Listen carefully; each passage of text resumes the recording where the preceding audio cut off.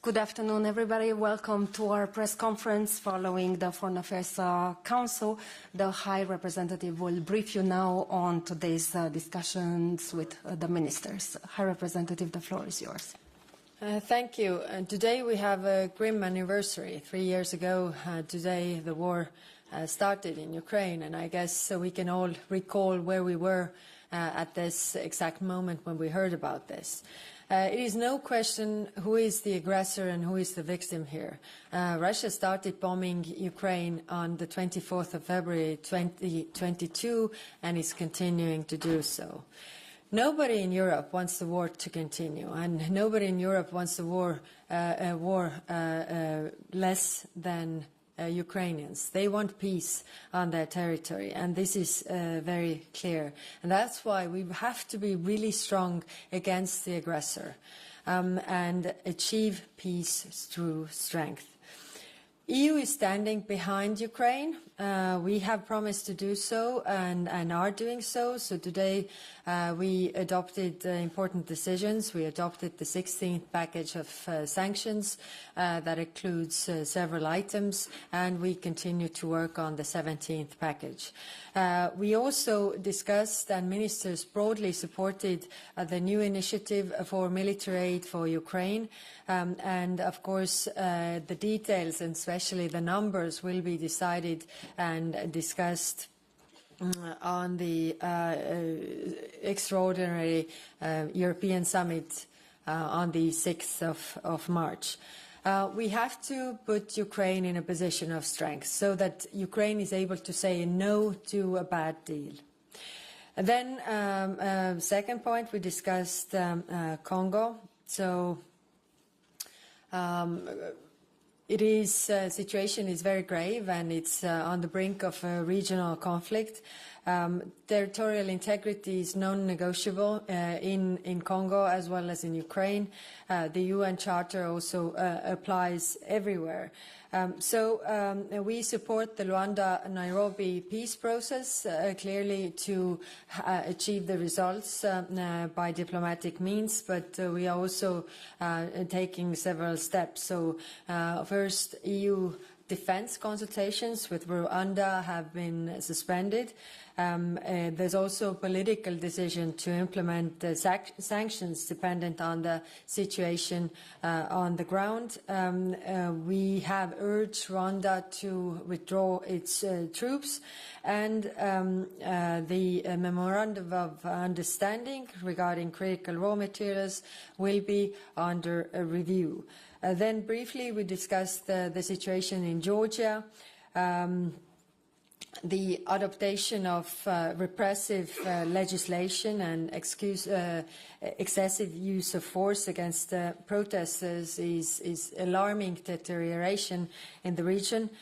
All these protesters must be freed immediately. And it is clear that the steps Georgia is taking are not going to the direction of Europe. We expect certain values, certain steps to be taken by the candidate countries like Georgia is, and it's clearly not, Georgia is definitely not taking the right steps.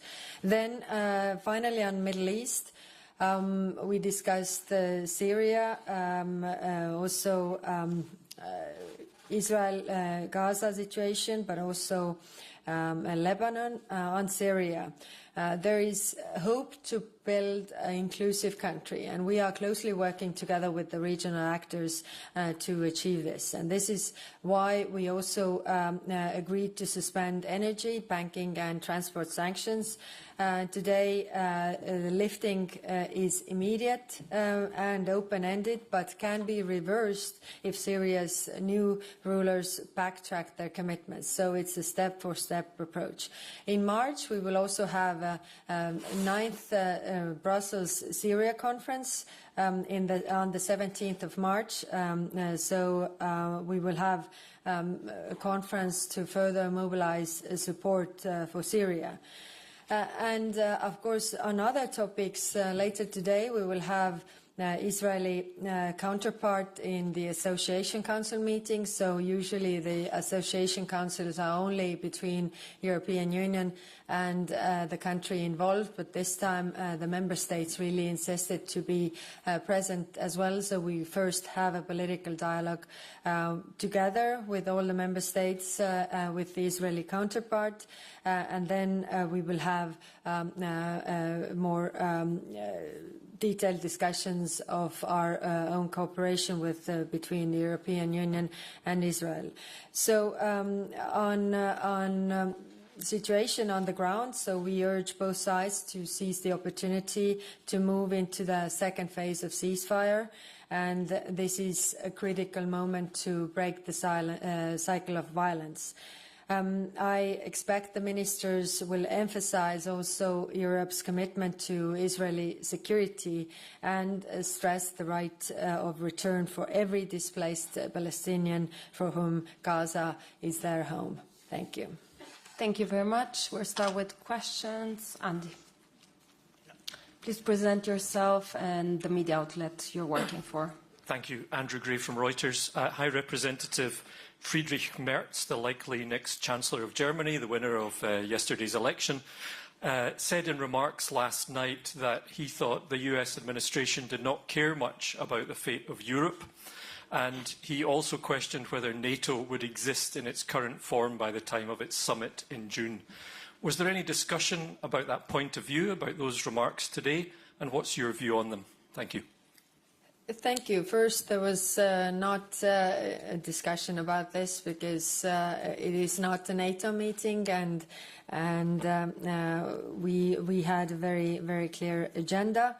But it's clear that the statements coming from the United States make us all worried. What is the state of play of the transatlantic relationship? It is clear that we have had differences before, but we have always managed to sort them out, and we also expect to do so this time.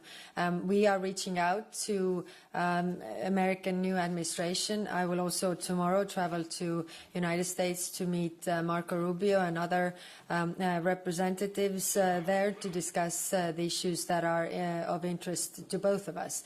But I want to stress that NATO is a defense alliance that is there to be for the defense of all the members. And it has worked well, also for America. Let me remind you that the only time Article 5 was called was for America. So countries like my own went to support America in their issues, and we lost a lot of soldiers there. I mean, we lost 12 soldiers as Estonia, and if you think how small country we are, I don't even know what is the percentage to compare. But it's clearly that we were with our allies, I mean, we hope that the transatlantic alliance works, because it has worked for both ways, and so far we don't have any indication that it wouldn't. Of course, it's going to change, that is very clear, but we shouldn't, I mean, throw something out to the window that has worked well so far. Alexandra. HRVP, thank you. Alexandra Voudouri with Greek Daily Καθημερινή. One question following today's talks with the foreign ministers. Do you sense that next week, during the Extraordinary Council, there will be concrete decisions regarding the long-term security for Ukraine? And secondly, you just said that you will be reaching out tomorrow, the US administration, and you're meeting with US Secretary of State Marco Rubio. My question is, what are your principal aims for these talks? I mean, will you try to convince them that Europe needs to be at the table, negotiating table? Thank you so much. Thank you. First on the initiative. So today around the table, I heard a broad support for the initiative. So we didn't have concrete numbers in the initiative so that the leaders would fulfill them or fill them in. And I think, today it was a broad support for the principles that we have to move forward. And I saw a lot of willingness around the table to do so. So, yes, I expect, and I also said there that, some said that we need to explore this, so we need to discuss in details and take the time. The problem is that we don't have time. And that's why I really pushed that on the 6th of March we are able to take decisions because it's important to send also the signal that we are able to do this. So I'm positive or optimistic, I would say, regarding this. On the meetings, I will travel tomorrow, but the meetings will be on Wednesday and Thursday. With what are we going? Of course, what is going on right now, the war in Ukraine, and how what is at stake really, and what is the European position on different issues. I've been very clear that no deal without us, without Ukraine or without Europe, will not work in practice, and therefore US also needs to work with us. A bad deal for Ukraine is a bad deal for Europe, but it's also a bad deal for America. And I must say, last week I was in South Africa and met a lot of leaders from different parts of the world, and everybody is very concerned about the multilateral system, really, whether the international law that we have right now that protects sovereign states from aggression by other states is really in place. And I think it's in the interest of everybody that we are not in the world where might makes right. And that's why we have to be also behind Ukraine. It's not only about Ukraine, it's broader European security architecture, but actually broader global security that is at stake. Mm-hmm. Valeria.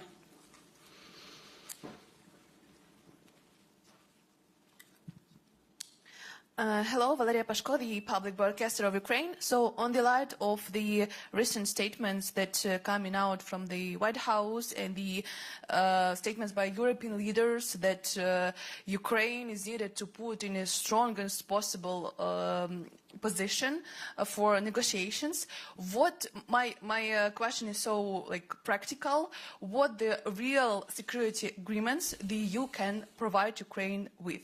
And one more clarification, today is also the anniversary of the annexation of Crimea. Can you confirm that the statements of European officials regarding the territorial integrity of Ukraine includes also Crimea? Thanks a lot. Security arrangements. So, of course, all the member states, and not only member states, but also countries in a broader global sphere that have signed security agreements with Ukraine, have to answer what are they in practice. If you think in practical terms, what could they be, then you come to the same items that are there. I mean, for any security guarantee to work. The strongest security guarantee, and actually also the cheapest one, is NATO membership. If NATO membership is not on the table, although we agreed that Ukraine's path to NATO is what was the word? Yes, irreversible, thank you. Irreversible, so we agreed this, so in the end Ukraine must be also part of NATO. If it is not in the first stage, then all the countries who have provided security guarantees have to answer questions about troops on the ground, about weapon ammunition supplies to actually guarantee the security, and we have to have those talks as well. By the way, I had a discussion with one American representative in Munich and said that, we need strong NATO. I said that if you want a strong NATO, then take Ukraine in, because the strongest army that there is in Europe is Ukraine army. Thank you. Justina? Hello, my name is Justina Ilkevičiūtė, Lithuanian public broadcaster. I would like to ask, Lithuanian minister said today that there is a possibility to reach an agreement how to confiscate Russian frozen assets this March. Do you believe that European Union could reach an agreement this March? If no, what are the main obstacles? Thank you very much. Thank you. We need to have everybody's support for this, and so far we don't have the support for this. March will start this Saturday, so I am not that optimistic that we will reach an agreement in March. But at the same time, I must say the work is ongoing, and I must also say that during this Foreign Affairs Council, there was one more country that came who used to be against moving on with this and came on board. Because this is what I've always said, you know, eventually, especially in the situation where we are right now, then eventually we all come to the conclusion that our taxpayers shouldn't be the one who are paying for this. It should come from the country that destroys Ukraine, which is Russia. Two more questions. The gentleman there, and then Suniva. Thank you very much. My name is Kasper Nagy. I'm from the BBC's Persian television. Two questions, one on Ukraine. What is the message of the meeting today? You had 27 foreign ministers of 27 countries vis-à-vis Ukraine today. What are you saying, particularly to the Americans? One. Second question, I was under the impression that Iran was on the agenda of some sort. Did you discuss Iran? And in any case, what is the attitude and policy of the EU vis-à-vis Iran now that the US has put maximum pressure on Iran? Thank you very much. Thank you. Regarding Ukraine, we are saying that we are behind Ukraine, and there is nothing about Ukraine without Ukraine, and also nothing about Europe without Europe. These are also the messages that we are giving to our United States counterparts. And to make, I think, the decisions we did today is also to the direction to make Ukraine as strong on the battlefield as possible, so that they would be stronger behind the negotiation table. On Iran, we were supposed to have a discussions, ministers-only format regarding Iran today, but because very important foreign ministers were missing, so we postponed this because, I mean, we need to have the E3 also in the discussions, and that's why I'm not jumping ahead, because the point was to have ministers-only discussion to get the understanding where we are, so that we are able to come out with initiatives and concrete proposals. But yes, we postponed it to March. Thank you. Last one goes to Suniva.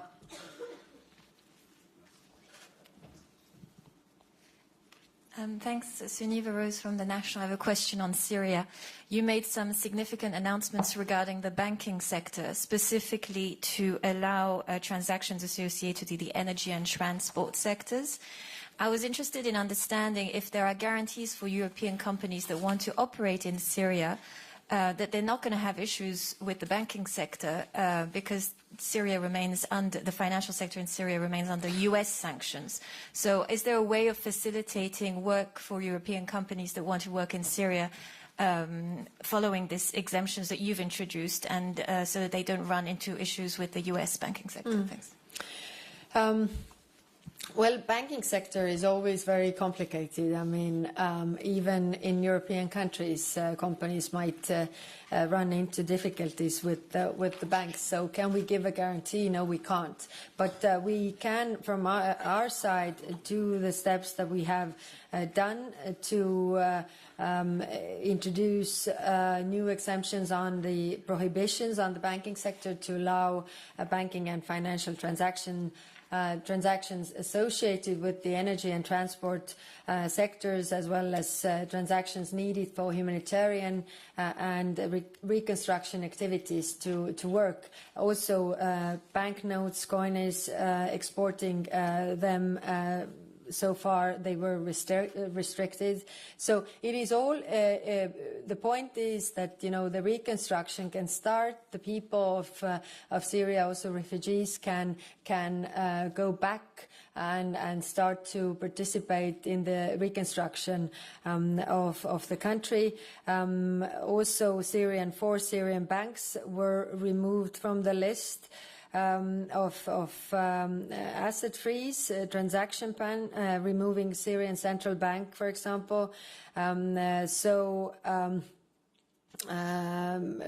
To reopen the banking sector and also payment channels, because this was something that was always addressed, that it really hinders the reconstruction. But can we give guarantees that everything goes smoothly? Then unfortunately no.